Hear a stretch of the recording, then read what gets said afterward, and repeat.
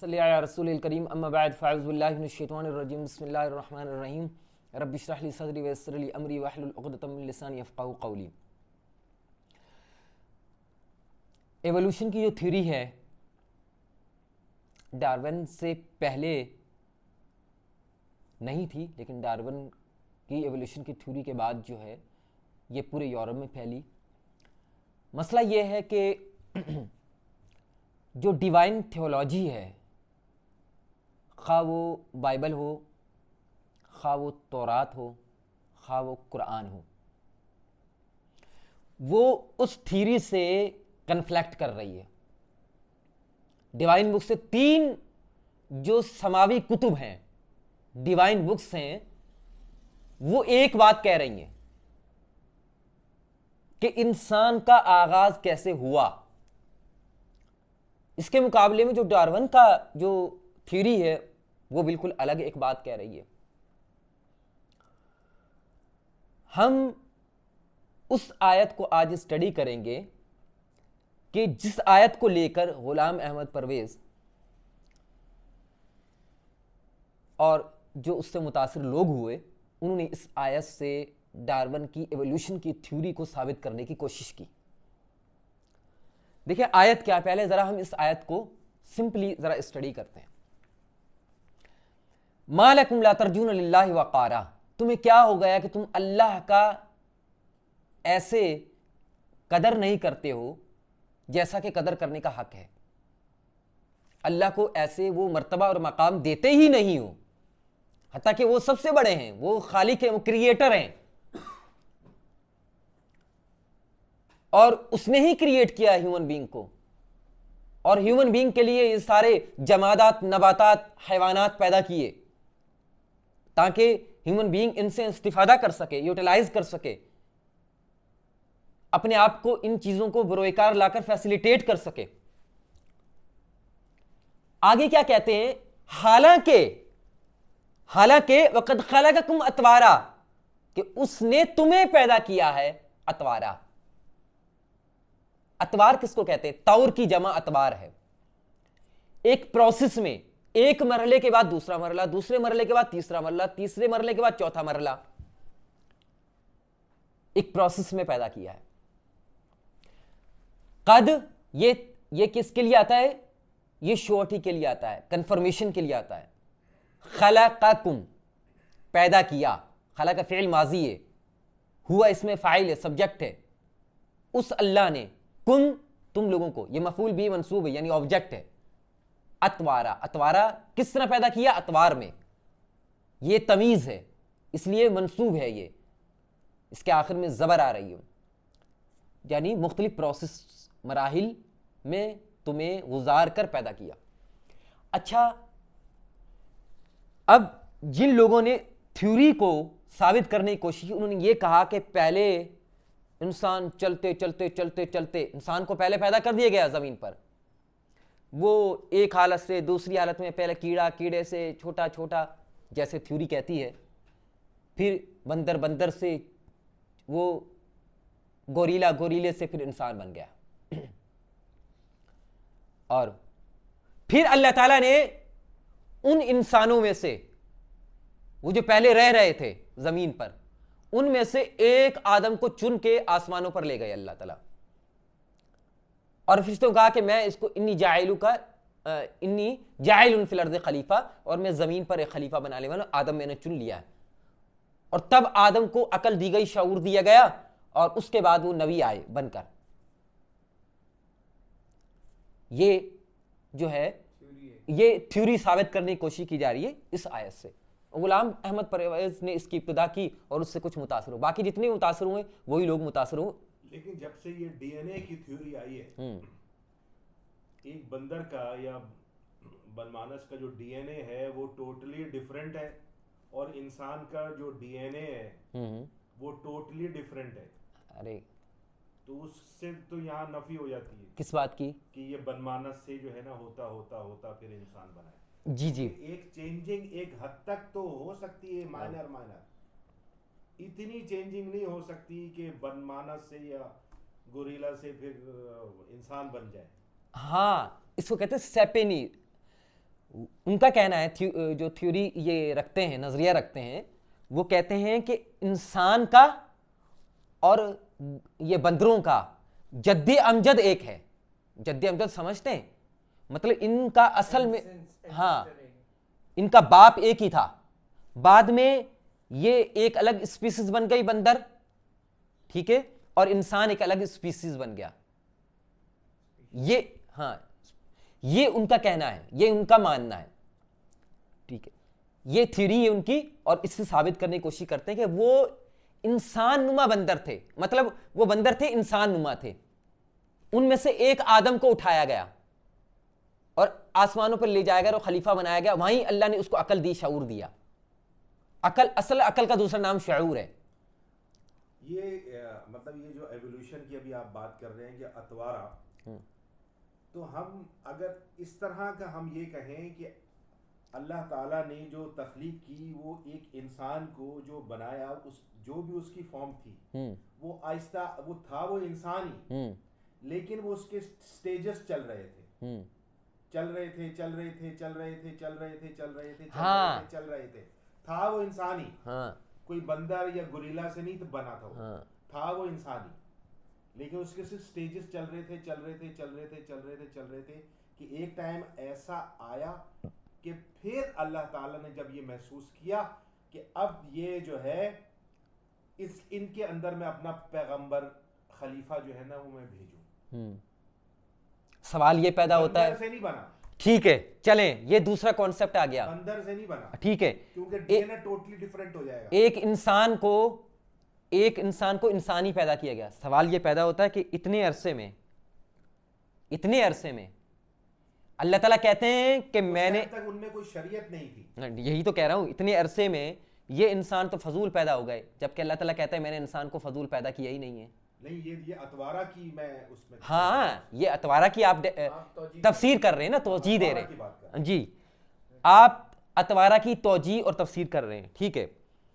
इतने अरसे में अल्लाह ताला कहते हैं कि मैंने फौरन शऊर दिया था, अकल फौरन दी थी, पैदा किया ही था इंसान को, अकल दी थी, शऊर दिया था। वो तो आदम अलैहिस्सलाम को दी थी। नहीं, अल्लाह ताला ने ऐसा कहा ही नहीं है कुरान में, वो आयतें सारी इकट्ठी कर ले। को फिर हम किस तरह इसको, हाँ, नाउ द पॉइंट, ये अब है सवाल जो है जिसका जवाब जानना जरूरी है। देखें, अल्लाह ताला ने कुरान करीम में बताया कि इंसान की तख्लीक के दो मराहिल हैं, एक मराहिल जो मिट्टी से शुरू हुआ, एक मराहिल जो नुत्फे से शुरू हुआ। जो मरला मिट्टी से शुरू हुआ उसको अल्लाह ताला यूं बयान करते हैं, तुराब,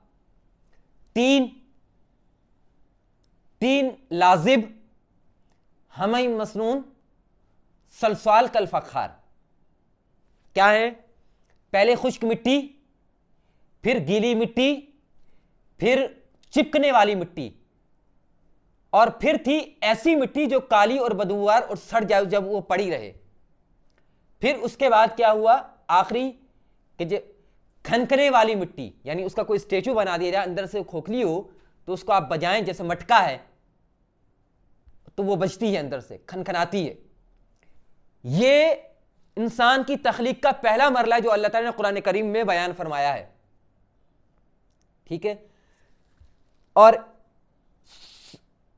मिट्टी, गीली मिट्टी भी कैसी, हर एक चीज का आपको पता जौहर होता है, आप दुनिया की हर चीज का एक जौहर होता है ना, आप उस जौहर को निकालते हैं वो उसका असर होता है हर चीज का।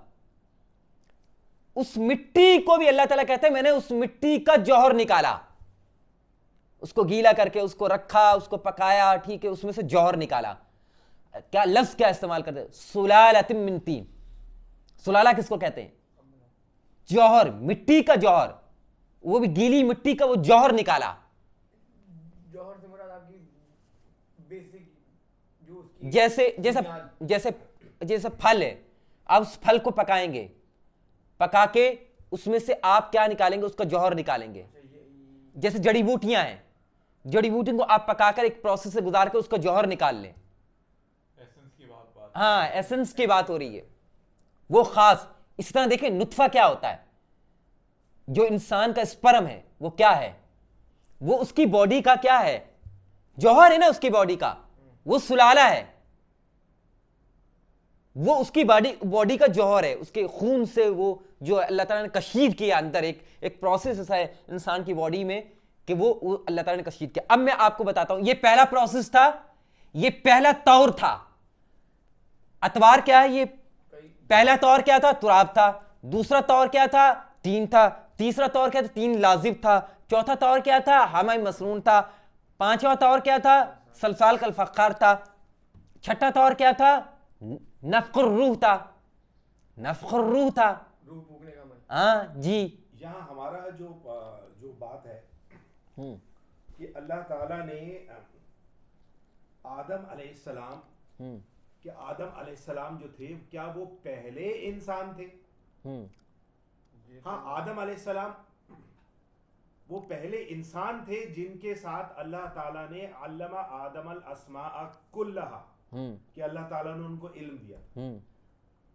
सवाल हमारा ये है कि अल्लाह ताला ने आदम अलैहिस्सलाम को बहैसियत इंसान पहला बशर बनाया था, या उससे पहले बहुत सारे इंसान जो थे वो चलते चले आ रहे थे और उनके अंदर अल्लाह ताला ने आदम अलैहिस्सलाम को मबऊस किया था, उनको अल्लाह ताला ने खुसूसी इल्म से नवाजा था, जिसकी बिना पे उनको खलीफा बनाया गया था। अच्छा, अब ये दूसरा सवाल है, पहले हम अतवार को डिस्कस कर ले ना, जब अतवार को डिस्कस कर लेंगे फिर इसकी तरफ आएंगे। अच्छा, ये था पहला प्रोसेस जो अल्लाह ताला ने कुरान करीम में बयान फरमाया इंसान का। अतवार क्या है? पहला मरला, दूसरा मरला, तीसरा मरला। अच्छा, फिर दूसरा मरला क्या है प्रोसेस का? नुत्फा, जब वो इंसान तख्लीक हो चुका मिट्टी से, मिट्टी के प्रोसेस से, अब उसके अंदर रूह फूंक दी गई, फिर अल्लाह ताला ने उसका जोड़ा बनाया, नर और मादा बनाए, जोड़ा बना दिया। अब एक दूसरा जो है तख्लीक का मरला शुरू होता है, वो क्या है? नुत्फा। नुत्फा अलका, पहला तौर क्या है? नुत्फा है। दूसरा तौर क्या है? अलका है। तीसरा तौर क्या है? मुज़गा है। और चौथा तौर क्या है? इज़ाम है। पांचवा तौर क्या है? लहमा है। देखिए, नक्सूहा लहमा, यानी पहले वो स्पर्म था, फिर वो अलका बना, अलका मतलब एक खून का एक लोथड़ा, फिर मुज़गा बना, फिर उसकी एक शेप आई जो चीगम की तरह आप चबाएं तो एक शेप बनती है, ऐसे मुज़गा एक उस लोथड़े की एक शेप बनी। ठीक है, फिर उसके बाद क्या हुआ? मुज़गा के बाद क्या हुआ? वो क्या बना? इज़ाम बनना शुरू हुई, हड्डियां बनना शुरू हुई। पहले इज़ाम, उस इज़ाम पर अल्लाह कहते हैं हमने गोश्त चढ़ाया, यानी वो हड्डियां बनी, हड्डियों पर हमने गोश्त चढ़ाया। फिर नफ़्ख़ुर रूह हुआ, यानी अल्लाह ताला ने फिर रूह फूंकी, फिर रूह आई। दो अलग अलग प्रोसेस है। नहीं, ये एक अलग प्रोसेस है। एक पहला प्रोसेस वो था जिसमें मट्टी वाला, हाँ, एक मट्टी वाला तुराब वाला प्रोसेस, एक नुत्फे वाला प्रोसेस। एक ही कह रहा है कि एक वो तख्लीक का पहला प्रोसेस, तख्लीक का दूसरा प्रोसेस जो इन द हेवंस हुआ है, हाँ, और एक ये प्रोसेस है जो ऑन अर्थ हो रहा है, जो अल्लाह ताला ने शुरू किया। अच्छा, फिर अल्लाह ताला ने उस नुत्फे को कभी कहीं कुरान करीम का माइन दाफिक, फूट कर निकलने वाला पानी जो प्रेशर से निकले, कहीं कहते हैं नुत्फतिन अमशाज, ऐसा नुत्फा जो मेल और फीमेल के मिलने से होता है। अमशाज का मतलब मिलना, मिक्स होता है दोनों का स्पर्म, और फिर जो है इंसान एक तख्लीक पाता है। सुम्मा अंशाना खल्कना कर, फिर हमने उसको एक नई तख्लीक दी उस नुत्फे से जो अमशाज यानी मिला हुआ था, मिक्स था मेल और फीमेल का, उससे हमने इंसान को एक नई तख्लीक। फिर अल्लाह कहते हैं तस्वियतुल आदा, तस्वियतुल आदा का मतलब हमने उसके ठीक ठीक जो है आदा बनाए, बॉडी पार्ट्स बनाए। आंखें जहां रखनी थी वहीं आंखें रखी, जहां नाक रखना था वहां नाक रखा। मेजॉरिटी केसेस में, रेयर केसेस में होता है कभी कोई एबनॉर्मल बच्चा पैदा हो, अल्लाह ताला अपनी उस तख्लीक का मजर सिखाते। देखो, अगर मैं चाहता तो सबको ऐसा पैदा कर सकता था, लेकिन आपको ये एबनॉर्मल लग रहा है कि नहीं लग रहा? अकल भी कह रही होती है। लेट्स सपोज अगर इंसान की आंखें उसकी दुबर पर होती, दुबर का मतलब उसके बट पर आंखें होती, एक बट पर एक आंख, दूसरी बट पर दूसरी आंख।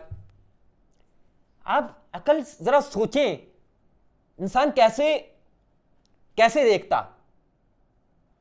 और लेट्स सपोज इंसान के जो फम है, माउथ है, माउथ जो उसके जो बट होल है उस वहां पर होता है, इंसान वहीं से खिलाता अपने आप को, यहां से फिल करता अपने आप को, थोड़ा मुश्किल होता है ना, और इंसान अपनी वेस्ट को यहां से माउथ से उसका खुरूज करता।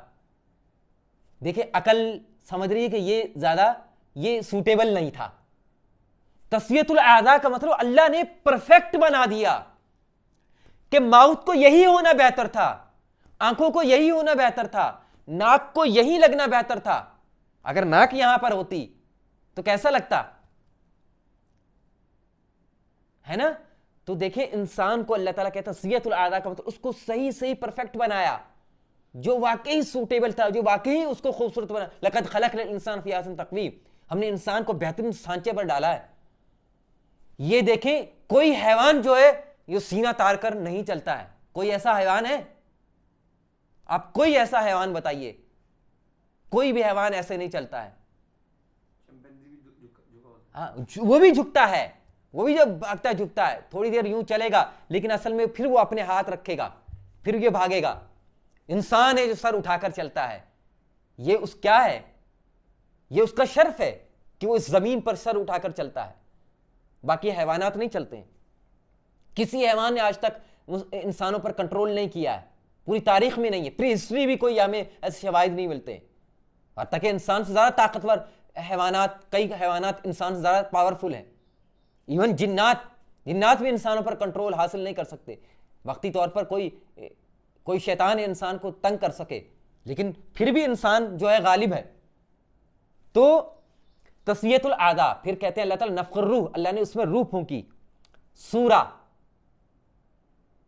अय्य सूरत मा शाअ रक्कबक, फिर अल्लाह ताला ने जो सूरत चाहा वो सूरत उसको दी। सबकी आंखें हैं लेकिन हर शख्स की आंख डिफरेंट है, हर की आंख, सबके फिंगरप्रिंट है लेकिन बज़ाहिर एक जैसे हैं लेकिन वो डिफरेंट है अंदर। सबकी नाक भी है लेकिन सबकी डिफरेंट है, यूनिकनेस है। सबके चेहरे हैं, सबकी चेहरे हैं लेकिन सबके चेहरों में यूनिकनेस है। बाप बेटे के हत्ता कि थोड़ा मुतशाबे है, रिजेंबल कर रहा होगा, लेकिन इसके बाद वो अपनी अलग आइडेंटिटी रखता है अपनी आंख की वजह से। आपको पता है ना एक अब आइडेंटिटी के लिए आंख वो पुतली भी आती है, हाँ वो उसको रिकॉर्ड करवाते हैं। इस तरह अपने ये फिंगरप्रिंट्स भी करवाते हैं, इवन के ब्लड भी,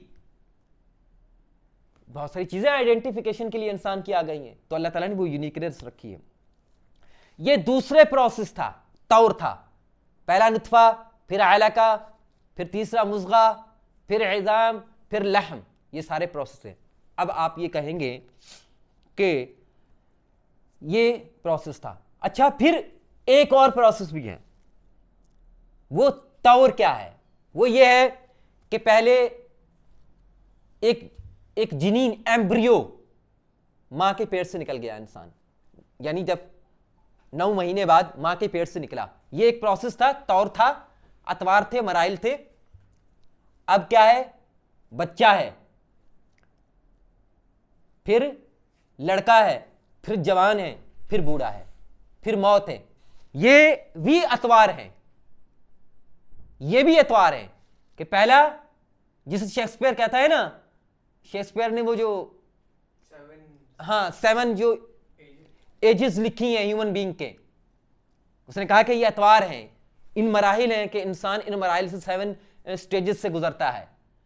तो वो भी हैं, वो भी अतवार में दाखिल हैं। फिर जी अब चौथा कॉन्सेप्ट सुने, चौथा कॉन्सेप्ट, इनके साथ एक और कॉन्सेप्ट भी है। एक आलिम दुनिया, इंसान आलिम रहम मां के पेट में, दूसरा आलिम दुनिया, हाँ आलिम अरवा, ठीक है, वहां से शुरू कर लें, आलिम अरवा से, आलिम अरवा, फिर मां का पेट, फिर आलिम दुनिया, फिर आलिम बरज़ख, फिर आलिम महशर या आलिम आखिरा, या फिर जन्नत और जहन्नुम। अच्छा, किसी हदीस से ये पता चलता है कि आदम अलैहिस्सलाम को जब बनाया गया तो उनकी क्या उम्र थी उस टाइम? किसी हदीस से पता चलता है? अच्छा, मैं इस पर बात कर रहा हूं, पहले हम अतवार को ही समझ लें। आइए, आप कहेंगे कि मैंने ये जो आपको प्रोसेस बताए हैं, ये 4 प्रोसेस, तुराब वाला, नुत्फे वाला, फिर जिंदगी के जो स्टेजेस हैं, ठीक है, अतवार है, मराहिल है, अदवार है, ठीक है। अदवार भी कहते हैं इनको, अतवार का एक माना अदवार भी है, अदवार का मतलब एजेस, टाइम पीरियड्स, वो पीरियड्स इस पीरियड में, इस सिचुएशन में। अच्छा, और आलिम दुनिया, आलिम बरज़ख, आलिम आखिरा वगैरह। अब ये चारों स्टेजेस ज़रा आएंगे, हम कुरान की इस आयत को ज़रा समझते हैं। नहीं, तफसीर में सहाबा ने इसकी क्या तफसीर की है। सहाबा में सबसे ज़्यादा कुरान के एक्सपर्ट कौन थे? कौन थे? अब्दुल्लाह इब्न अब्बास रज़ियल्लाहु तआला, अब्दुल्लाह इब्न मसूद रज़ियल्लाहु तआला अन्हु। आइए ज़रा हम समझते हैं अब्दुल्लाह इब्न अब्बास रज़ियल्लाहु तआला इस पर क्या कहते हैं। देखिए, अब्दुल्लाह इब्न अब्बास ने तफसीर किससे सीखी? अल्लाह के रसूल और सहाबा से सीखी, ठीक है। और उन्होंने डेडिकेट किया था, आपको पता है, टीन एज में नॉलेज के उन्होंने अपने आप को डेडिकेट किया था। आप जरा उनकी बायोग्राफी पढ़िए, अब्दुल्लाह इब्न अब्बास रज़ियल्लाहु तआला की। उन्होंने अपने टोटली, उनका घर एक यूनिवर्सिटी था। एक दिन वो क्या पढ़ाते थे, एक दिन क्या पढ़ाते थे, एक दिन क्या पढ़ाते। आप जरा उनकी बायोग्राफी पढ़े, आपको थोड़ा अंदाजा हो, ठीक है। और वो जहां भी ट्रेवल करते थे, 2-3 ऊंट उनकी किताबों के उनके साथ होते थे, उनकी लाइब्रेरी उनके साथ होती थी। अब्दुल्लाह इब्न अब्बास रज़ियल्लाहु तआला की लाइब्रेरी। वहां पर लिखने का रिवाज नहीं था अरबों में। हाँ, क्यों भाई, लिखने का रिवाज था, नया नया आया। नहीं, तो ये सबा मुअल्लकात जो हैं, ये इस्लाम से पहले लिखकर काबे पर क्यों? मुअल्लकात का मतलब क्या है? मुअल्लक का मतलब है कि आप लिखकर कोई चीज एग्जीबिशन के लिए कहीं लटका दें।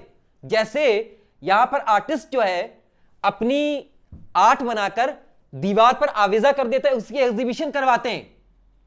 तो जब मक्का में हज के दौरान बड़े बड़े पूरे अरब के शुआरा आते थे, उनका हाफिजा भी बहुत अच्छा होता था, लेकिन उनके मुअल्लकात तो जिल्द पर लिखते थे वो, और वो काबे में लटकाते थे। सबा मुअल्लकात का मतलब पोइट्री के 7 वो शाहकार जो इतने ज्यादा एक्सेप्टेड हुए सोसाइटी में अरब की कि उनको काबा की दरबार पर आवेजा कर दिया गया एग्जीबिशन के लिए।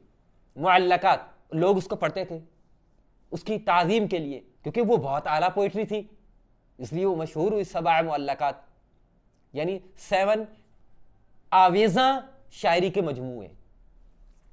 तो लिखने का रिवाज तो था, बिल्कुल था। अब आइए जरा, क़ाल अब्दुल्लाह इब्न अब्बास रज़ियल्लाहु तआला अन्हु, अतवार की माना है तौरन। तौरन, देखिए लफ्ज क्या उन्होंने इस्तेमाल किया, तौरन, यानी एक तौर क्या है, एक मरहला क्या है, नुत्फा। एक मरहला क्या है, नुत्फा है, स्पर्म है। दूसरा तौर क्या है, अलका है। तीसरा तौर क्या है, मुज़गा है। फिर इसी तरह उसको बयान करते हैं। फिर क्या है, इज़ाम है, फिर लहम है। ये आपने मुस्तार लिया अब्दुल्लाह इब्न अब्बास से, जो ये अब्दुल्लाह इब्न अब्बास रज़ियल्लाहु तआला फरमा रहे हैं इस तौर की तफसीर में जी। और इसको इमाम तबरी ने इस रिवायत को नकल किया, इस असर को इमाम तबरी ने अपनी तफसीर में नकल किया है, और सनद के साथ इमाम इब्न अबी हातिम ने। ये कुदमा क्लासिक मुफस्सिरीन में से हैं। मुजाहिद, ये अब्दुल्लाह इब्न अब्बास रज़ियल्लाहु तआला के शागिर्द थे, कहते हैं क़ाल मुजाहिद, और ये किबार ताबईन में से मुफस्सिरीन हैं।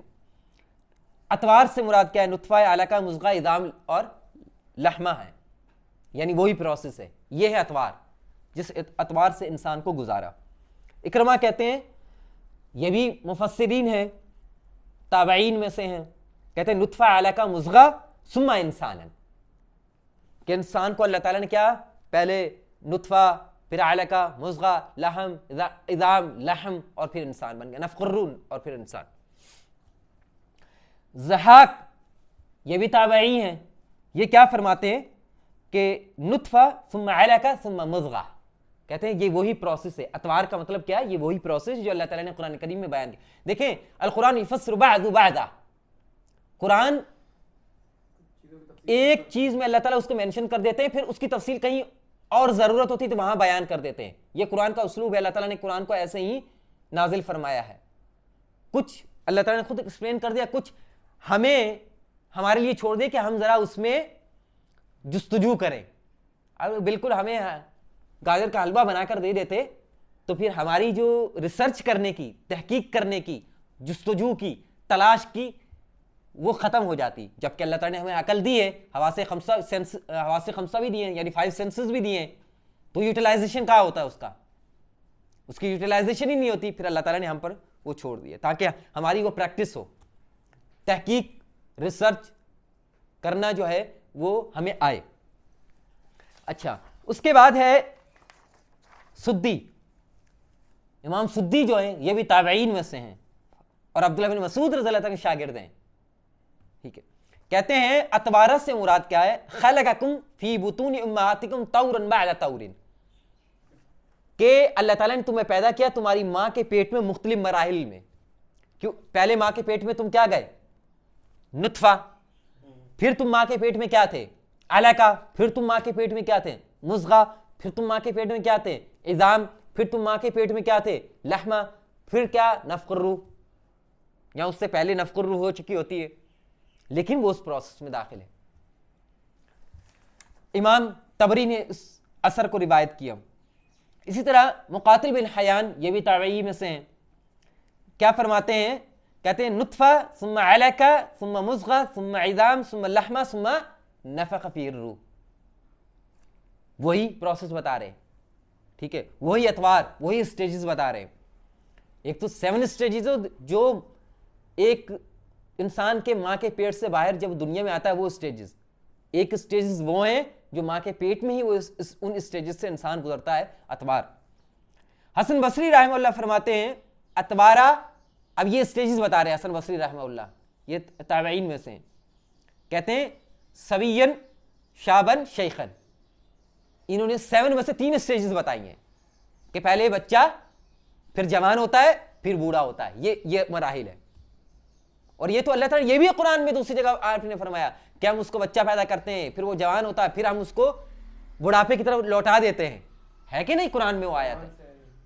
तो वो हसन बसरी भी कुरान की उस आयत से लेकर उसकी तफसीर फरमा रहे हैं। इसे कहते हैं तफसीरुल कुरान बिल कुरान। और देखें ये सहाबा और ताबईन की तफसीर है, और सहाबा ने जो तफसीर सीखी अल्लाह के रसूल अलैहिस्सलातु वस्सलाम से सीखी। मोहम्मद बिन काब अल कर्जी, मोहम्मद बिन काब ये भी ताबई हैं। आपने क्या फरमाया? कहते हैं कि खलक उतवारा। अब देखे ये क्या कर रहे हैं? ये ऐड कर रहे हैं, एडिशन कर रहे हैं। ऐड क्या कर रहे हैं? खलक उतवारा फिर दुनिया, तुम्हें दुनिया में एक तुम्हारा प्रोसेस है, वफिल बरज़ख, बरज़ख एक प्रोसेस है, वल आखिरा, और आखिर एक प्रोसेस है, यानी मैदान अशर से जहन्नुम या जन्नत, एक प्रोसेस है। कतादा ये भी ताबई हैं, कहते हैं तौरन फी बतनी उम्मिका, कहते हैं एक माँ के पेट में एक तुम्हारा मरहला था, फिर दुनिया एक मरहला तौर है, एक स्टेज है, फिर कब्र यानी बरज़ख में, और एक तौर आखिरा का है, यानी आखिर एक मरहला है आपकी जिंदगी का। एक माँ, एक दुनिया, एक बरज़ख, एक आखिरा। जो मैंने 4 मैंने आपको स्टेजेस बताए थे पहले शुरू में, देखें वो सारे के सारे इन सब की तफसीर में आ रहे हैं, ये सहाबा और ताबईन की तफसीर में। अच्छा, ये जो थे कुदामा, मतलब हमारे क्लासिकल जो स्कॉलर्स थे। आइए आप जरा इब्न कसीर रहमतुल्लाह जो मशहूर मुफस्सिर हैं, इमाम इब्न तैमिया के शागिर्द हैं, उन्होंने भी यही स्टेजेस, यही आसार जो नकल करके कहा है कि यही स्टेजेस हैं, यही अतवार है। ठीक है, अरब उलमा और हमारे बर्र सगीर के उलमा, आप जरा अब उनको जो आज के दौर के गुजरे, इस सदी के दौर के गुजरे, जो जदीद मुआसिर कंटेम्पोररी एज के जो उलमा है, जरा उनकी तहकीक भी सुन लीजिए। शेख सालेह बिन उसैमिन रहमतुल्लाह, फ़क़ीह माशाअल्लाह, सऊदी अरबिया के बहुत बड़े आलिम गुजरे हैं, अभी रिसेंटली उनकी डेथ हुई है। वो क्या फरमाते हैं? वो भी यही स्टेजेस गिनवाते हैं। मोहम्मद अमीन शनकीती, ये कुरान में मुतखस्सिस हैं और ख़ास तौर पर तफसीरुल कुरान बिल कुरान के शेख शनकीती रहमतुल्लाह, ठीक है, वो भी यही स्टेजेस गिनवाते हैं। शेख सालेह फौजान, शेख अब्दुल्लाह इब्न अमाज मुफ्ती आज़म थे सऊदी अरबिया के, मोहम्मद अल-मुंजिद, शेख मोहम्मद अल-मुंजिद, आइद अल-करनी, शेख आइद अल-करनी सऊदी के एक मशहूर वो हैं जिन्होंने एक किताब भी उनकी बड़ी मशहूर हुई थी। यूसुफ अल-करज़ावी, कतर के जो मुफ्ती आज़म है, जिन्होंने कतर में एक इस्लामिक यूनिवर्सिटी की बुनियाद भी रखी है। जामिया मिस्र की जो यूनिवर्सिटी है जामिया अल-अज़हर, वहाँ से वो फारिग तहसील और डॉक्टरेट किया उन्होंने। मोहम्मद अब्दुहू, मिस्री, मोहम्मद अब्दू, ये मिस्री हैं, ये भी जामिया अज़हर से इन्होंने डॉक्टरेट किया। इनके शागिर्द हैं रशीद रज़ा, तफसीरुल मन्नार, उन्होंने भी ये स्टेजेस गिनवाए हैं। शेख मोहम्मद गज़ाली, इब्न आशूर अपनी तफसीर अत-तहरीर व तनवीर में यही स्टेजेस बयान करता है, अतवार के यही मायने हैं। अच्छा, बर्र सगीर के आप आ जाइए उलमा में से अब्दुल सलाम रुस्तवी पेशावर के हैं। ये अब्दुल सलाम रुस्तवी ये पेशावर के हैं और पश्तो ज़बान में माशाल्लाह इनकी तफसीर आसनुल कलाम वो पश्तो इन्होंने लिखी है 9 वॉल्यूम में तकरीबन। आसनुल कलाम उनकी है? हाँ, आसनुल कलाम उनकी एक तफसीर है और माशाल्लाह बड़े अच्छे मुफस्सिर हैं। एक यहाँ पर एक कराची के जो मुफ्ती हैं, मुफ्ती ज़रवली, ये पंजपीर के इलाके से पढ़े हैं। अब्दुल सलाम रुस्तमी और मुफ्ती ज़रवली जो हैं, जो ये उसी इलाके से पढ़े हैं, पंजपीर के इलाके से। और अब्दुल सलाम रुस्तमी माशाल्लाह उनका तफसीर में, कुरान की तफसीर में उनका तखस्सुस है, उनकी सारी जो तालीफ़ात देखेंगे तो इसी फील्ड में है। अच्छा, उसके बाद आ जाइए अब्दुल सलाम भुट्टवी साहब, शेख अब्दुल सलाम भुट्टी, उनकी तफसीर है, उन्होंने भी यही कहा। अब्दुल रहमान कैलानी, डॉक्टर इसरार अहमद बयानुल कुरान। अच्छा, उसके अलावा अबुल आला मौदूदी, मुफ्ती मोहम्मद शफ़ी मुफ्ती तक़ी उस्मानी साहब के वालिद मोहतरम, ठीक है, इन्होंने ये तफसीर लिखी है मारिफुल कुरान, उनकी आप तफसीर देख लीजिए। जूनागढ़ी की तफसीर है। तो ये जितने भी मुआसिर जो मशहूर मुफस्सिरीन जिन्होंने अपनी अपनी किताबें लिखी हैं, उन्होंने यही कहा कि अतवार से यही स्टेजेस मुराद है। ठीक है, अब आए मैं आपको बताता हूँ, ये जो इन्होंने कहा कि नहीं इंसान तो पहले तख्लीक किया गया था, इंसान ही, लेकिन फिर चलते चलते चलते चलते फिर अल्लाह ताला ने उन इंसानों में से आदम को सिलेक्ट कर लिया और फिर उसको नबूवत दी और फिर ज़मीन पर भेजा। इसमें बुराई क्या है, इसमें इल्लत क्या है, इसमें इस बात में इल्लत क्या है? हाँ, मैं आपको बताता हूँ। नंबर एक कि अल्लाह ताला ने कुरान में कहीं भी ना ही अल्लाह के रसूल अलैहिस्सलातु वस्सलाम ने और ना ही इससे पहले जो समावी कुतुब गुजरी हैं, ना बाइबल में, ना तौरात में, ना ज़बूर में, कहीं भी ऐसा नहीं कहा है कि इंसान को पहले तख्लीक कर दिया गया था। पहले हमसे पहले जो मुकल्लम मखलूक थी वो जिन ही थे, जो कुरान से हमें मालूम होता है। ये जो है ना, सुनिए तो सही, मुझे बात कंप्लीट कर लीजिए फिर आप ये फरमाइएगा। ठीक है, पहली बात ये ऐसा नहीं है। दूसरी बात ये, कुरान के आदम और शैतान के अल्लाह ताला ने 6 मकामात ऐसे हैं जहां पर इनकी कंबाइन स्टोरी बयान की है। 6 मकामात है। हमने लास्ट सेशन एक लिया था, पहला उसमें से एक मकाम लिया था, अल्लाह ताला ने वो आदम और शैतान की तख्लीक के, आदम की तख्लीक और शैतान का वो सारा वाक़या जो वो उसमें बयान किया। यानी 6 जगह पर ये स्टोरी जो है, देखिए अल्लाह ताला ने स्टोरी टेलिंग, बस हमारा दिल बहलाने के लिए स्टोरीज बता दी थी हमें कुरान में, हमारा दिल बहलाने के लिए, ताकि हम सो जाएं कि रात को नींद नहीं आ रही है, चलो ठीक है इसको स्टोरी सुनाओ इनको जरा और सो जाएं। ये नहीं, नहनु नक़ुस्सु अलैका अहसनल क़सस, हम आपको बेहतरीन स्टोरीज बता रहे हैं। नहनु नक़ुस्सु अलैका बिल हक़्क़ि, और हम आपको ट्रू स्टोरीज सुना रहे हैं। और हम आपको ये स्टोरी इसलिए सुना रहे हैं ताकि आप इससे अपने लिए लेसन हासिल करें, गाइडेंस हासिल करें। ये ऐसे ही फजूल तो अल्लाह ताला स्टोरीज नहीं। अब अगर आपने समझना है तो आप इन 6 मकामात को, जहां आदम और शैतान की स्टोरीज को बयान किया, 6 मकामात को एक साथ रख के पढ़ें। ठीक है, इसके लिए कुछ किताबें स्कॉलर्स ने लिखी हैं जहां पर वो सारी आयात मौजू के एतबार, टॉपिक के एतबार से आयात को एक जगह जमा किया है। ठीक है, अल्लाह ताला की हिकमत थी, अल्लाह ताला ने जहां जहां जरूरत पड़ी वो अल्लाह ताला वैसे वैसे नाजिल करते गए कुरान को। लेकिन कुछ स्कॉलर ने काम किया है, जैसे अल-मुफ़ारस अल-मौज़ूई li आयात कुरान अल-करीम, ये तकरीबन 8 से 10 स्कॉलर्स ने, अरब, ज़्यादातर अरब हैं, उन्होंने ये काम किया है। बर्रे सगीर सब कॉन्टिनेंट से भी एक दो स्कॉलर्स ऐसे हैं जिन्होंने ये काम किया है, ठीक है। तो वो 6 मकामात एक जगह रख के पढ़िए, तख्लीक की वो सारी आयात एक जगह जमा करके अब जरा उसका मुताला करें, फिर आपको सारी स्टोरी समझ में आएगी, ठीक है। ताकि आपको एक चीज समझ के, एक डायमेंशन समझ के कोई हम उस पर फतवा, कोई राय नहीं लेनी चाहिए। अब मैं आपको बताता हूं कि सब कॉन्टिनेंट सबसे पहले शुरू कहां से हुआ। मैं आपको बताता हूं, सबसे पहले गुलाम अहमद परवेज ये कॉन्सेप्ट दिया, उनकी किताबों में ये कॉन्सेप्ट पाया जाता है, ये कि नहीं पहले इंसान पैदा हुए थे और फिर उन इंसानों में से एक इंसान आदम को चुन लिया गया और फिर उसको शऊर और अकल दिया गया। लेकिन कुरान में ऐसा नहीं है। कुरान में कहता है अल्लाह ताला ने पैदा किया और तुम्हें कहीं फरमाते हैं कि तुम्हें फिर शऊर भी दिया, ठीक है। मैंने प्रोसेस की वो सारी आयात निकाली, पहली प्रोसेस, दूसरी प्रोसेस, और एक चैप्टर जो ऐड किया कुरानिक साइंसेस में ह्यूमन क्रिएशन के नाम से, तख्लीकुल इंसान, कि इंसान किन किन प्रोसेस से गुजरा।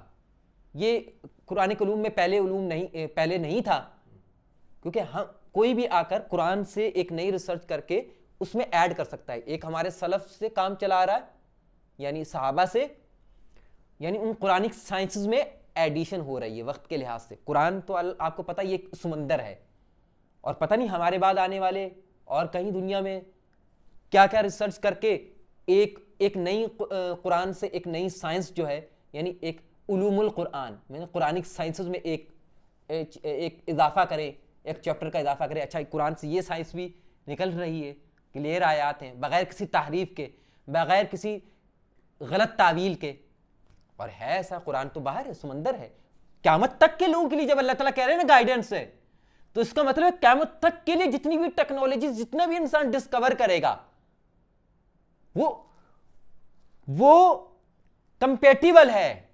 क्या अल्लाह को नहीं पता था कि मैंने ये आखिरी किताब है और ये आखिरी नबी है, और ये क़यामत तक उस वक्त इंसान जो है क्या क्या। अब देखें, इंसान की अकल जो है ना, इंसान तरक्की कर रहा है, अकल तरक्की कर रही है, इंसान नई नई चीजें डिस्कवर कर रहा है।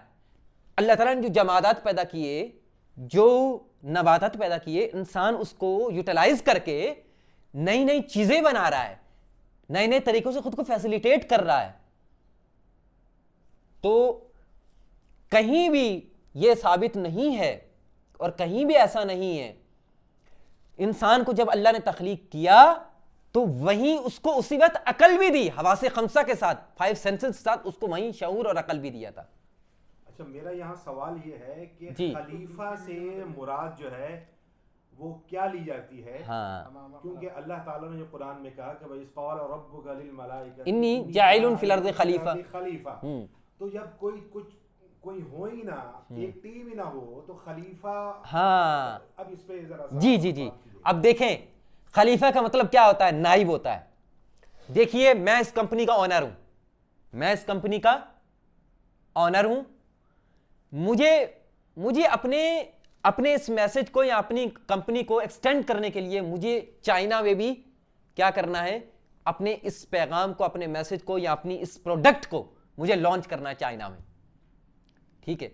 मैंने आपको एज ए खलीफा, अपना रिप्रेजेंटेटिव के तौर पर मैंने चाइना भेज दिया। मुझे जाए वहां जाकर मुझे रिप्रेजेंट करें और जहां मेरी प्रोडक्ट को वहां लॉन्च करें।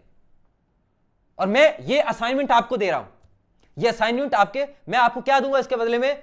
मैं आपको सैलरी दूंगा इतनी, मैं आपको ये फैसिलिटेशन दूंगा, ठीक है। आप गए वहां, अब आप वहां मेरे खलीफा, मेरे रिप्रेजेंटेटिव हैं, मेरी कंपनी को, मेरी प्रोडक्ट को वहां पर आप क्या कर रहे हैं? रिप्रेजेंट कर रहे हैं। लेकिन आप जैसे अच्छा, अब मैं आपको कुरान से इसकी मिसालें देता हूं।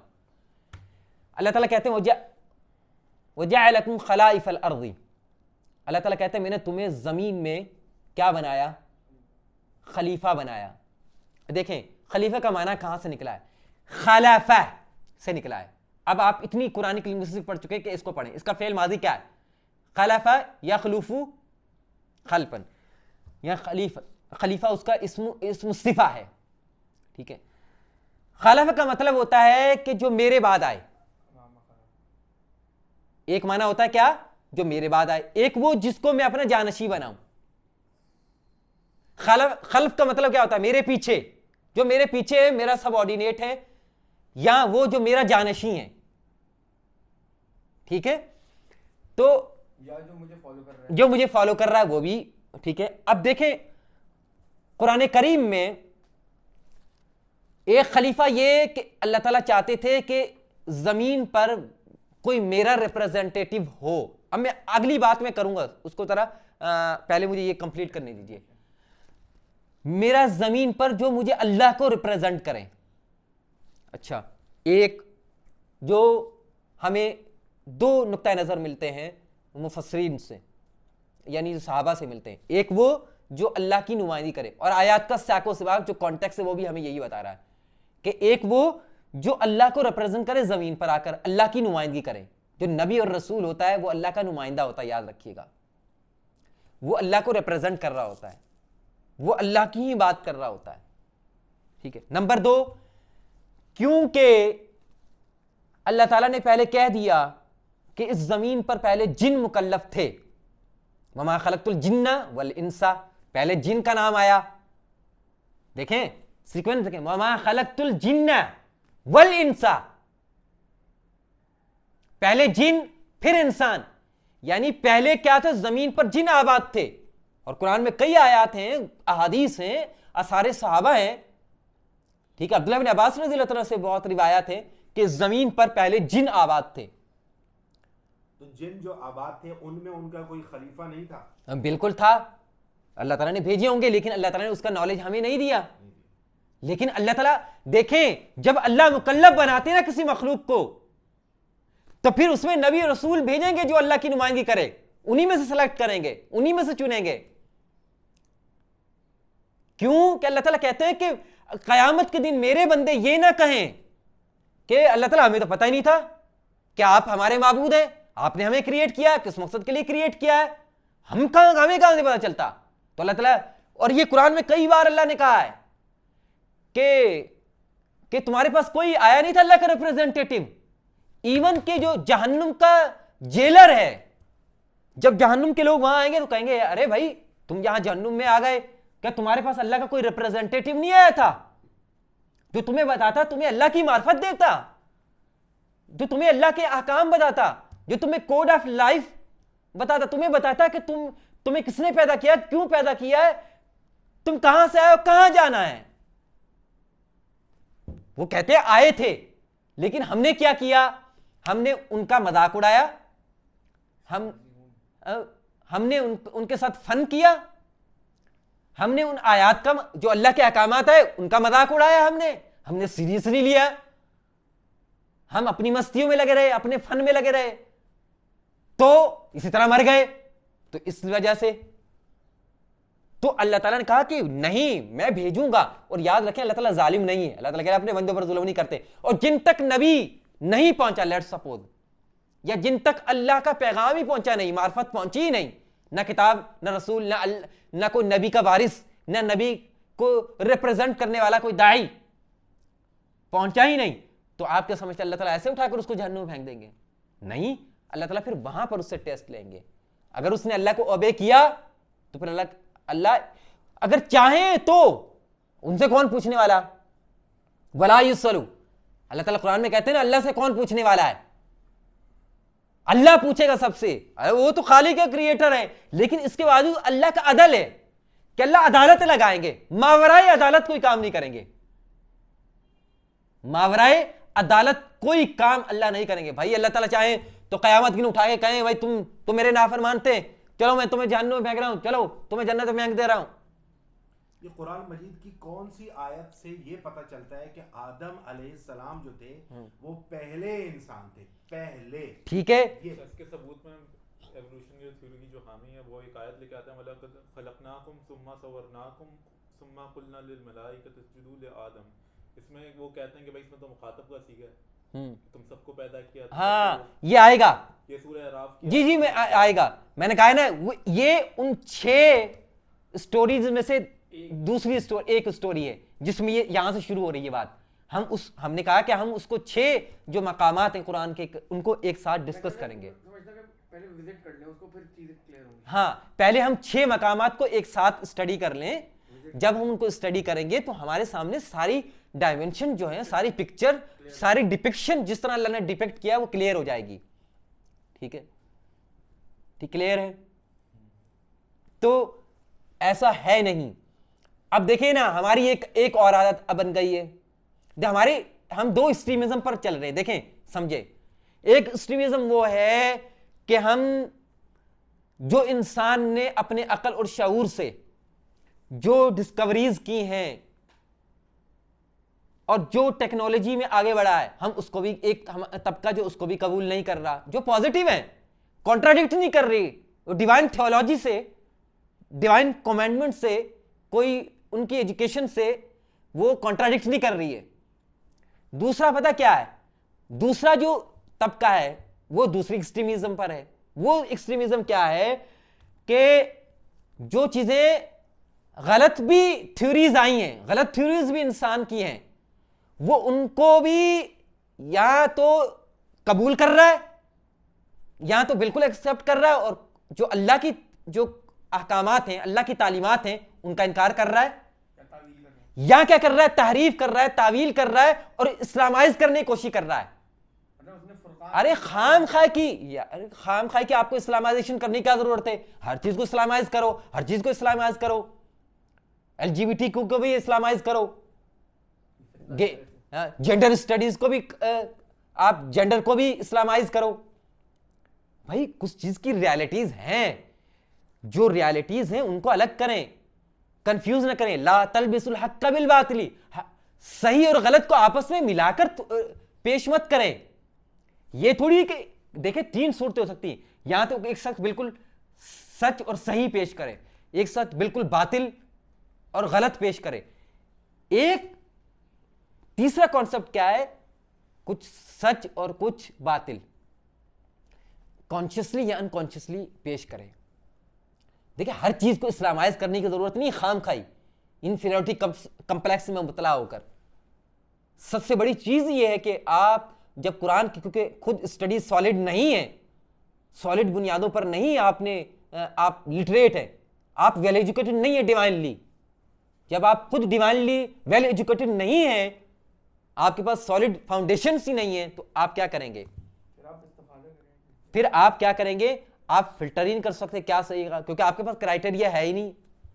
अच्छाई बुराई का क्राइटेरिया जो है खुद क्रिएटर सेट करेगा ना, वो सेट करेगा कि क्या है सही, क्या गलत, क्या है, उसने क्रिएट किया है।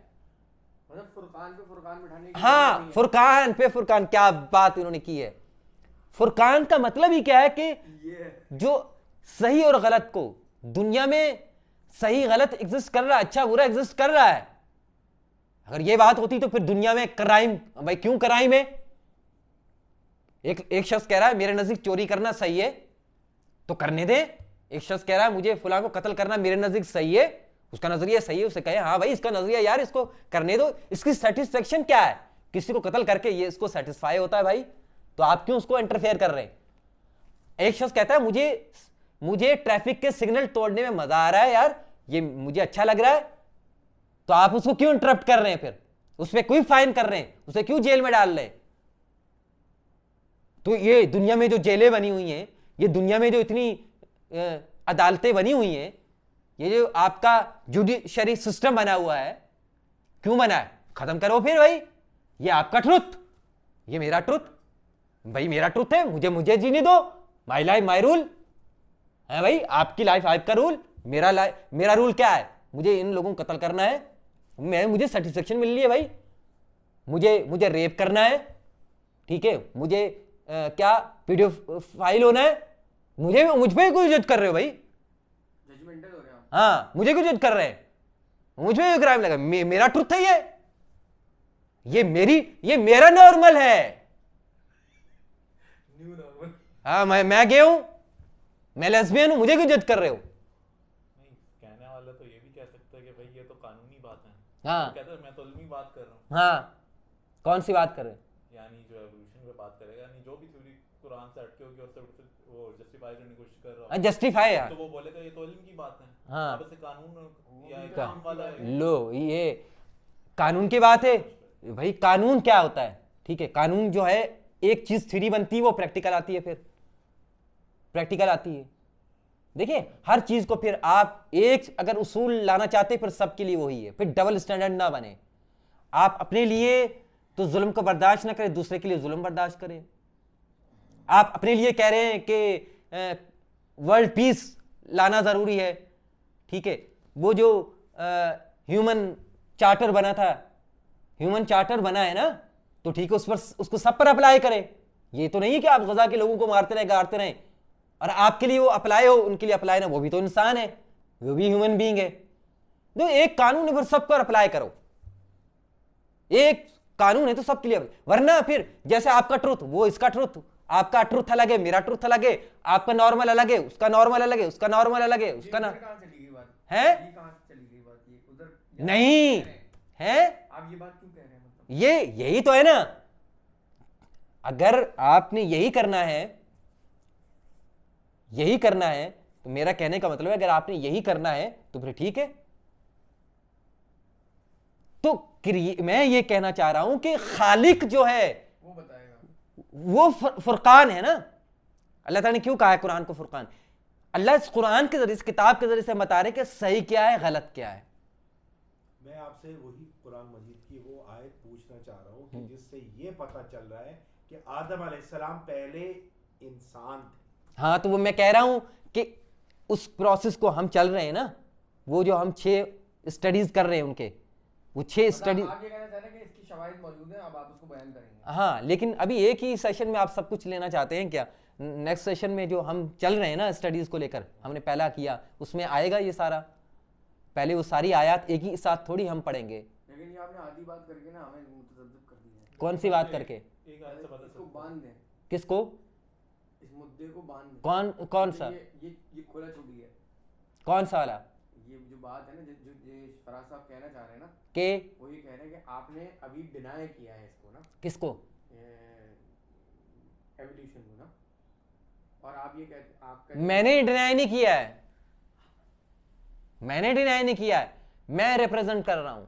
मैं तो आपके सामने वो डिवाइन टेक्स्ट लेकर आ रहा हूं। तो अब डिवाइन टेक्स्ट की कोई वो दे दीजिए ताकि हमें एक हफ्ता सबर हो। हमें सिर्फ ये पता करना है कि कुरान मजीद की वो कौन सी आयत है जिससे ये पता चल रहा है कि आदम अलैहिस्सलाम पहले इंसान थे। ये तो यही आ रहा है कि अल्लाह ताला ने आदम अलैहिस्सलाम को, इंसानों में वो पहले थे जिनको अल्लाह ताला ने अपने अल्लमा आदम अल अस्मा कुल्लाहा का इल्म दिया। मैं यही तो कह रहा हूं, इंसान थे, उनको नहीं इंसान दिया। का आगाज ही आदम से हुआ। मैं ये पूछ रहा हूँ वो कौन सी आयत है जिससे ये पता चल रहा हो? हाँ, वो कौन सी आयत है जिससे ये पता चल अच्छा रहा हो? अच्छा, मुझे ये बताइए। अलैहिस्सलाम पहले इंसान थे। अच्छा ठीक है, मुझे ये बताइए, आपको कहां से पता चल रहा है कि आदम अलैहिस्सलाम से पहले इंसान रहते थे? आप दोनों एक ही ग्राउंड पे खड़े हैं। हाँ, तो बताइए कहां से पता चल रहा है? सूरह अराफ की आयत नंबर कौन सी आयत है? हाँ, उसमें तो नहीं, बिल्कुल भी नहीं है ऐसा, वो आप अपनी तावील कर रहे हैं। सूरह मुल्क की भी आयत है, उसमें भी यही सूरह मुल्क की कौन सी आयत है? कुल हुवल्लज़ी अंशाअकुम व जअल लकुमुस समअ वल अब्सारा वल अफइदा। इसमें भी आदम का जिक्र नहीं है, इसमें तो मुखातब जैसे तो हाँ, तो अल्लाह ताला ने अल्लाह ताला ने यही तो कह रहा हूं कि जब एक आयत को एक जगह जमा करेंगे, अल्लाह ताला जब खालिक होने की, अल्लाह ताला के खालिक होने की, जब अल्लाह ताला अपनी तख्लीक की बात करते हैं तो अल्लाह ताला कहता है जो जैसे बाप होता है ना, बाप कहता है मैंने भाई तुम्हें पैदा किया है, तुम्हें खिलाया पिलाया है, तुम मेरी बात मानो, ओबे करो मुझे, मैं तुम्हारा दुश्मन नहीं हूं। माँ बाप कहते हैं ना कभी औलाद नई बात मान रही है, तो अल्लाह ताला यही कह रहे हैं कि तुम मुझसे बगावत कर रहे हो, हालांकि मैंने तुम्हें पैदा किया है, तुम्हारी औकात क्या है, मैं हूं तुम्हारा खालिक, बेटा बाप हूं तुम्हारा। कभी बाप कहता, अल्लाह ताला ये क्या कर रहे हैं, यकीन दिया, दोबारा से याद दहानी करो, रिमाइंडर करो, तुम्हारा खालिक मैं हूं, मुझसे कैसे बगावत कर रहे हो, तुम्हारा राज़िक मैं हूं, तुम्हें मेरे पास लौट के आना है, मैंने तो ये तुमको जिंदगी, मुझसे कहां कैसे बगावत कर रहे हो तुम, मेरी मुखालफत कैसे कर रहे हो तुम? जी, वक़द ये अल्लाह ताला बार बार क्या नहीं कहते हैं, वक़द खलक़कुम, हालांकि तुम थे क्या, ये इस आयत में नहीं कह रहे वक़द खलक़ो तुम्हारा। भाई तुम अल्लाह की कदर वैसे क्यों नहीं कर रहे हो, क्यों नहीं रिस्पेक्ट कर रहे हो अल्लाह को जैसा करना चाहिए था? तुम क्यों अल्लाह को जो है बेइज्जत कर रहे हो, अल्लाह के अहकामात की बगावत कर रहे हो? देखें, ला तर्जुन अल्लाह वक़ारा, वक़ार का मतलब क्या है? जो अल्लाह की पोजीशन है तुम अल्लाह को उसकी पोजीशन का, जो अल्लाह का ड्यू राइट है, वकार है जो उसका, उस ड्यू राइट पे, उस सही पोजीशन पे तुम अल्लाह को क्यों नहीं रख रहे? तुम क्यों अल्लाह को डिग्रेड कर रहे हो? तुम जब अल्लाह के साथ शिरक करते हो, जब तुम अपनी ख्वाहिशों को बालातर रखते हो अल्लाह के हुक्म से, अल्लाह की ख्वाहिश से, जब तुम अल्लाह के एंटी अपनी लाइफ गुजारना चाहते हो, हालांकि तुम क्यों नहीं करते? तुम्हारी औकात है क्या? जरा मुझे वो लफ्ज इस्तेमाल करना, सॉरी टू से, तुम जरा अपनी औकात देखो। तुम्हारी औकात यह है कि मैंने तुम्हें इस तरह पैदा किया है। तुम मिट्टी थे, तुम तुराब थे, फिर तुम्हें तीन बनाया, तुम्हें तीन लाजिम बनाया, फिर हमारे मसलन तुम सड़ी हुई मिट्टी थे, बदबूदार, फिर क्या किया? फिर सलसालन कल फखार थे, फिर तुम में रूह फूंकी और तुम्हें मैंने ये शरफ दिया कि एक बेहतरीन मखलूक को तुमसे ताज़ीम सजदा करवाया। रूह नहीं बोली तो मैंने तुम्हें अपनी रूह बोल दिया। रूह कौन सी है? वो अल्लाह ने इबादुर रहमान के इबादी, मेरे बंदे, अपनी तरफ मंसूब किया। अपनी तरफ को मेरी रूह जो मेरी, फिर कहा कि लिमलम तस्जुद लिमा खलक़तु बियदैया, क्यों नहीं सजदा किया जिसको मैंने अपने हाथों से पैदा किया? अल्लाह ने हर मखलूक के बारे में कहा, अल्लाह ने कलमा कुन से पैदा किया, लेकिन इंसान की तख्लीक के बारे में अल्लाह ने कलमा कुन के साथ क्या कहा? मैंने अपने हाथों से पैदा किया। ये शरफ की बात नहीं है इंसान के लिए। वैसे एक जगह से ये साबित होता है कि इंसान ने, ये हज़रत आदम अलैहिस्सलाम को सिर्फ सिंगल इंसान ही पैदा किया था। इनका मसला ईसा इंदल्लाहि का मसली आदम खलक़हु मिन तुराबिन सुम्मा क़ाला लहू कुन फयकून। इस कॉन्टेक्स्ट में कहा था कि हज़रत ईसा अलैहिस्सलाम का बाप नहीं है, तो आदम अलैहिस्सलाम भी बगैर बाप के पैदा हुए। तो क्या बात हुई? जब अल्लाह ताला बगैर माँ बाप के एक इंसान को तख्लीक कर सकते हो, अल्लाह कहते हैं अगर बगैर बाप के तख्लीक कर दिया, ये कौन सी बड़ी बात है? अल्लाह ताला कहते हैं बताओ, जब तुम अदम में थे, तुम्हारा कोई वजूद नहीं था, मैंने तुम्हें पैदा किया, अब तुम इस बात से कैसे इनकार कर सकते हो कि तुम मरने के बाद मैं तुम्हें रिक्रिएट नहीं करूंगा, रेजरेक्शन नहीं होगा तुम्हारा? ये तुम इस बात से कैसे इनकार कर रहे हो? भाई सबसे बड़ी बात, मुश्किल तो ये थी ना जब तुम थे फर्स्ट टाइम, तुम्हें क्रिएट करना था। अब तुम्हें दोबारा से रिक्रिएट करने में कौन सी मुश्किल बात है? जब तुम्हारा कोई वजूद नहीं था, मैंने तुम्हें उस वक्त पैदा किया, तो अब तुम इस बात से इनकार कर रहे हो? तुम्हारा वजूद इस बात पर दलालत है, दलील, ये दलाल करता है, तुम्हारा ये वजूद है ना, ये इस बात की दलील है, साइन है कि जिसने तुम्हें पैदा किया है वो तुम्हें दोबारा भी मरने के बाद भी दोबारा रिक्रिएट कर सकता है। उसके लिए कोई मुश्किल बात नहीं है। अगर आप इंसान जो हैं, आपने एक चीज बनाई, जहाज, कोई इससे पहले मिसाल नहीं थी, बहुत सारी इंसान ने चीजें बनाई सिर्फ परिंदों को देखकर, हैवानात को देखकर, नबातात को देखकर, उसकी इमेजिनेशन से बनाई ना, उस अकल से बनाई। एक बार बन गई, पहली बार बनाना मुश्किल होता है ना, दूसरी बार उसको रिक्रिएट करने में कौन सा मुश्किल है? तो क्या अल्लाह जो खालिक है, जिसने अदम से वजूद में लाया, उसके लिए रिक्रिएट करना कौन सी मुश्किल बात है? तो देखें हवाएं की बातें, हर चीज को इस्लामाइज करने की बगैर किसी सॉलिड वजह के कोशिश मत करें। और मैंने कहा कि सिर्फ गुलाम अहमद परवेज साहब ये वो थे जिन्होंने ये कॉन्सेप्ट दिया, और मैं यही कहता हूं अल्लाह के रसूल क्या थे? रिप्रेजेंटेटिव थे, और वो थे इस कुरान के पहले मुबय्यन और मुफस्सिर। उनको निकाल दें, आप उनके शागिर्दों को निकाल दें, आप फिर जो चाहें अपनी ख्वाहिशात के मुताबिक इन कुरान की आयत को तहरीफ करें, तावील करें, कुछ भी करें। लेकिन आप जो कह रहे हैं कि सिर्फ परवेज साहब ही थे जिन्होंने सबसे पहले ये कॉन्सेप्ट पेश किया था, लेकिन उससे पहले भी हमारे माजी के बाद मुफक्किरीन थे, जैसे इल्लामा इब्न खल्दून और दूसरे ये मसनवी के जो शायर हैं, जलालुद्दीन रूमी, हाँ, वो क्या कहते हैं? उनका भी यही था, वो उनकी एक नज़म थी, उसी में बात कह रहे थे कि पहले मैं आलम जमादात में था, फिर वहाँ से मैं आलम नबातात में आया, फिर उसमें जब मुझे होशियार, अच्छा ठीक है, अब मैं आपको बताता हूँ, ठीक है। जलालुद्दीन रूमी क्या कहते हैं? कुरान में अल्लाह क्या कहते हैं? शैतान ने क्या किया था? शैतान को क्यों अल्लाह ताला ने निकाला? शैतान ने इस्तकबार किया था, तकब्बुर किया था ना। अल्लाह ताला क्या कहते हैं? अल्लाह ताला सवाल क्या कर रहे हैं? लिमा लम तस्जुद लिमा खलक़तु बियदी अस्तकबरत अम कुन्त मिनल आलीन, तुमने तकब्बुर किया या तुम अपने आप को अल्लाह के हुक्म से मावरा समझते हो? मतलब तुम्हारे अंदर इतना एरोगेंट आ चुका है कि तू समझते हो कि मैं इस हुक्म, अल्लाह के इस हुक्म से भी बालातर हूं, ये हुक्म मेरे लिए अप्लाई नहीं होता है। तो जब अप्लाई नहीं होता तो अल्लाह ताला ने सवाल करने की अल्लाह ताला जरूरत नहीं है। अल्लाह ताला कह रहे तभी तो सवाल किया कि तुम पर भी अप्लाई होता है अल्लाह के हुक्म का। अच्छा सुने, अब जलालुद्दीन रूमी क्या कहते हैं? वो कहते हैं कि शैतान ने यह कहा था कि क्योंकि आपने मुझे अपने अलावा किसी और को सजदा करने से मना किया है, इस वजह से मैंने इसको सजा नहीं किया। अब जलालुद्दीन रूमी की तरफ अल्लाह आलम उन्होंने कहा भी नहीं, उनकी तरफ यह बात मंसूब है, ठीक है, उनकी तरफ यह बात मंसूब है। दूसरी तरफ अल्लाह ताला कुरान में 6 मकामात हैं, उनमें से कितने मकामात पर यह कह रहे हैं अबा वस्तकबरा व काना मिनल काफिरीन। एक बात थी कि उसने तकब्बुर किया, अना खैरुम मिन्हु, मैं इससे बेहतर हूं।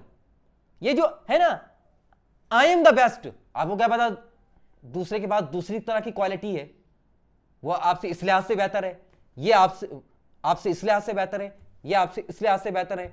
हर शख्स अपने अपने लिहाज से बेहतर हो सकता है। अल्लाह ने सबको कुछ ना कुछ यूनिकनेस दी है। कोई शख्स ये ना कहे मैं बहुत परफेक्ट हूं, मेरे जैसा कोई भी नहीं है। हो सकता है आप अपनी इस क्वालिटी में यूनिक हैं, अल्लाह ने उसको दूसरी तरह की क्वालिटीज दी हैं, इनको दूसरी तरह की है। उस तरह देखो अल्लाह ताला ने सबको कुछ ना कुछ दिया है, हर शख्स के पास कुछ ना कुछ है। वो आइडेंटिफाई करता है कि अल्लाह ने मुझे ये दिया है, वो उसे वो यूटिलाइज करता है, उससे इस्तिफादा करता है। तो जलालुद्दीन रूमी, ठीक है, यहाँ जलालुद्दीन रूमी अगर कोई ऐसा उनका कॉन्सेप्ट है या उनकी तरफ मंसूब है। अच्छा, इब्ने खल्दून ने कहा ये उल्टा क्यों कहते हैं इनको, इनका जो है ताल्लुक ये हैवानात से ज्यादा करीब है बनिस्बत बाकी इंसानों के। हाँ, तो उनके पास दलील क्या है?